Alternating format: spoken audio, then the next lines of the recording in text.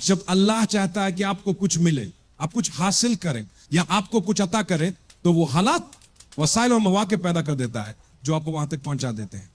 कोई भी आपको रोक नहीं सकता। चाहे सारी दुनिया आपको किसी मकसद को हासिल करने से रोकने की कोशिश करे, वो ऐसा नहीं कर सकते।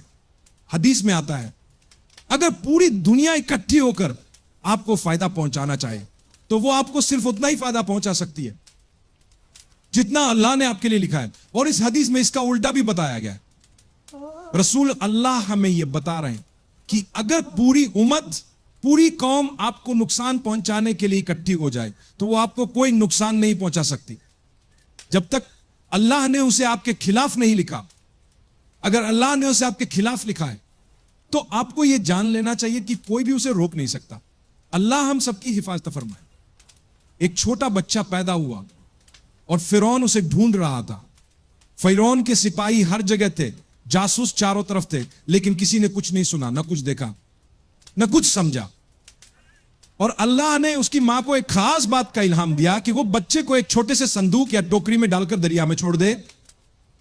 यह कैसे मुमकिन है, वो सोच रही होगी, लेकिन अल्लाह ने तसल्ली दी, फिक्र मत करो, जिसने उसे पैदा किया है वही उसकी देखभाल करेगा। अल्लाह का हुक्म था, अल्लाह की तरफ से इल्हाम था कि बच्चे को पानी में, दरिया में छोड़ दो और अल्लाह उसे तुम्हारे पास वापस लौटा देगा। अल्लाह कहता है हम उसे तुम्हारे पास वापस लाएंगे और उसे उनमें से बनाएंगे जो भेजे गए हैं। हम उसे पैगंबरों में से बनाएंगे, उसके लिए कुछ बड़ा मंसूबा है।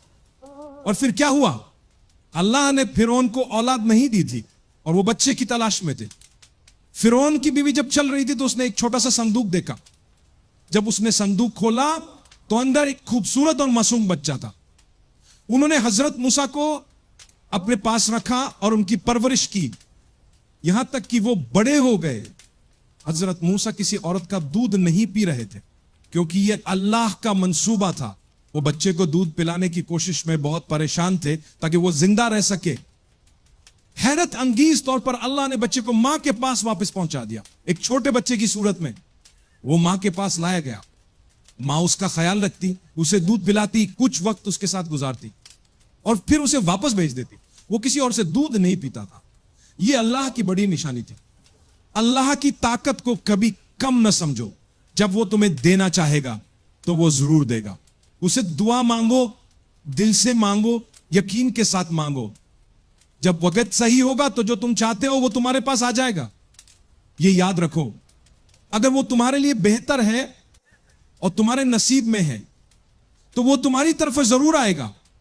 अगर नहीं है तो चाहे कुछ भी हो वो तुम्हें नहीं मिलेगा। अल्लाह फरमाते हैं कि हमने हजरत मूसा को उसकी मां के पास वापस पहुंचा दिया ताकि उसकी मां की आंखें ठंडी हो और वो गम ना करे। वो एक नेक औरत थी, अल्लाह से करीब थी और अल्लाह ने उन्हें पैगंबर की मां होने के लिए चुना।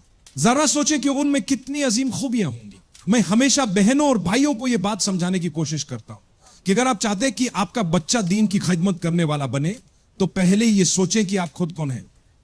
अगर मैं एक ऐसा शख्स हूं जो दुनियावी फैशन के पीछे भागता हूं, अगर मैं दुनियावी फैशन के पीछे भाग रहा हूं, जैसे कि मेरी तवज्जो ऊंची एड़ियों, मेकअप और फैशन वाले लिबास पर है, तो क्या मैं वाकई इस काबिल हूं कि मेरा बच्चा दीन की खिदमत करे। भाइयों के लिए भी यही बात है कि अगर वो दीन को छोड़कर दुनियावी चीजों के पीछे दौड़ रहे हैं तो फिर यह कैसे मुमकिन होगा कि उनका बच्चा दीन के लिए कुछ कर पाए।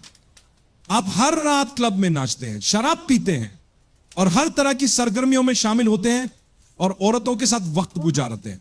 फिर आप दुआ करते हैं, हे अल्लाह मेरे बच्चे को शेख बना दे जो दीन फैलाएगा। मेरे भाई और बहनों, हम सब अल्लाह की तरफ वापस लौटे। अभी भी वक्त है, क्योंकि हम सांस ले रहे हैं। जरा दुनिया पर नजर डालें, दुनिया को देखकर सीखें, लोगों को देखें और गौर करें कि सबसे खुश लोग वो हैं जो दुनियावी चीजों के पीछे नहीं भागते। याद रखें, वल्लाह मैं आपसे सच कहता हूं, हो सकता है आप चमक धमक को देखें, शोहरत को देखें, किसी ऐसे शख्स को देखें जिसे दुनिया सुपर हीरो या फिल्मी सितारा मानती हो, लेकिन हकीकत में वो अंदर से मायूस होते हैं, वो मुश्किलों से गुजर रहे होते हैं। कभी कभी वो मुख्तलिफ नशों या लत का शिकार होते हैं, हत्ता की मुंशियात का भी। वो जहनी दबाव में होते हैं और कभी कभी दोहरी शख्सियत, बाइपोलर जैसे मसाइल का सामना कर रहे होते हैं। अगर आप पाबंदी से नमाज पढ़ते हैं तो आपका बच्चा चलने से पहले ही सजदे में होगा। क्या आप जानते हैं क्यों? क्या आपने उससे कोई बात की? नहीं। यह अल्लाह का पैगाम है कि देखो, अगर तुम खुद अच्छे हो तो इंशाअल्लाह अल्लाह की रहमत से तुम्हारे बच्चे की तरबियत भी अच्छी होगी। जब बच्चे एक खास उम्र तक पहुंच जाते हैं तो फिर उनका अमल उनके और अल्लाह के दरमियान होता है। एक खास वक्त तक आपने उनकी देखभाल की, लेकिन उसके बाद वह अपनी जिंदगी के फैसले खुद करते हैं। मैं सिर्फ एक मिसाल दे रहा हूं, अपने बारे में नहीं कह रहा। फर्ज करो कि मैंने अपने बच्चों की एक खास उम्र तक देखभाल की और उसके बाद वो सही रास्ते से हट जाए, तो मैं अल्लाह से कह सकता हूं, या अल्लाह, मैंने अपनी तरफ से पूरी कोशिश की और उन्हें बेहतरीन तालीम दी।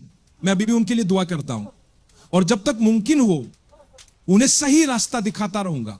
लेकिन अब वो खुद मुख्तार हैं और अपने फैसले खुद कर रहे हैं। ये मामला अब तेरे और उनके दरमियान है। या अल्लाह, उन्हें सही हिदायत दे। मैं अपनी हद तक कोशिश कर सकता हूं कि उन्हें रहनुमाई फराहम करूं, लेकिन हिदायत के मुख्तलिफ दर्जे होते हैं। एक तो यह है कि मैं उन्हें दिखा सकता हूं कि सही रास्ता कौन सा है, मगर तौफीक यानी दिल में हिदायत बैठाना सिर्फ अल्लाह की तरफ से आती है। यह अल्लाह ही है जो दिलों को बदलता है और लोगों को सही रास्ते पर लाता है। अल्लाह हमारे बच्चों को हिदायत दे और उससे पहले हमें हिदायत पर कायम रखे और हमें साबित कदमी अता फरमाए। जब आप अपने दीन पर अमल करते हैं और इसे अपने लिए एक आजाद समझते हैं तो आपने वाकई कुछ हासिल किया है। लेकिन अगर आप अपने दीन पर इस तरह अमल करें कि उसे बोझ समझें, तो हो सकता है आप अमल तो कर रहे हो लेकिन आपको इस अमल का पूरा फायदा नहीं मिले। मेरे भाइयों और बहनों, फिरौन की कहानी की तरफ वापस आते हैं। हजरत मूसा अलैहिस्सलाम ने उसी महल में परवरिश पाई और फिर अपनी मां के पास वापस चले गए। मैं यहां एक और सबक लेना चाहता हूं। कभी कभी हम अपने प्यारों से जुदा हो जाते हैं। क्या आप इस बात से इत्तेफाक करते हैं, चाहे ये तलाक के बाद आपका बच्चा हो या कोई और करीबी रिश्ता हो सकता है कि आपके शौहर को काम के सिलसिले में कहीं दूर जाना पड़ा हो, या आपको खुद किसी वजह से कहीं जाना पड़ा हो, या शायद कुछ ऐसा हुआ हो कि आप अपने प्यारे से किसी वजह से अलग हो गए। हजरत मूसा की कहानी और इसमें मौजूद आयत हमें यह सबक देती हैं, जिनसे हमें तसल्ली मिलती है, उन लोगों को सुकून देती हैं जो अपने प्यारों से जुदा हो जाते हैं, कि अल्लाह ताला अपने बंदों के साथ हमेशा बेहतरीन मामला करता है। हजरत मूसा की वालिदा को अल्लाह ने फरमाया था, हम उसे तुम्हारे पास वापस लाएंगे। जब अल्लाह ने हजरत मूसा की वालिदा को यह तसल्ली दी, तो हमें भी यकीन होना चाहिए कि अल्लाह हमारे प्यारे लोगों को हमें वापस लौटा सकता है। अल्लाह हमें हमारे प्यारे लोगों के साथ दोबारा मिला दे। कुछ मौकों पर मौत की वजह से हम अपने प्यारे लोगों से जुदा हो जाते हैं, जैसे एक बच्चा वालिदैन या भाई बहन या कोई और जिससे आप वाकई परवाह करते हैं और जिससे आप बहुत मोहब्बत करते हैं। फिक्र ना करें, अल्लाह ने फरमाया है कि वो आपको आपके प्यारे से आखिरत में मिलाएगा। अगर आप सब ईमान ले आए, आपको अल्लाह की रजा हासिल करने की कोशिश करनी होगी। आपने कोशिश की, आपके बच्चों ने भी कोशिश की, आपने अपनी पूरी कोशिश की। अल्लाह फरमाता है कि हम तुम्हें मिल आएंगे, परेशान ना हो, तुम दोबारा मुत्तहिद हो जाओगे। अल्लाह के हुक्म से आप जल्द ही उनसे दोबारा मुलाकात करेंगे। यह सिर्फ वक्त की बात है और हम उनसे एक बेहतर जगह में मुलाकात करेंगे।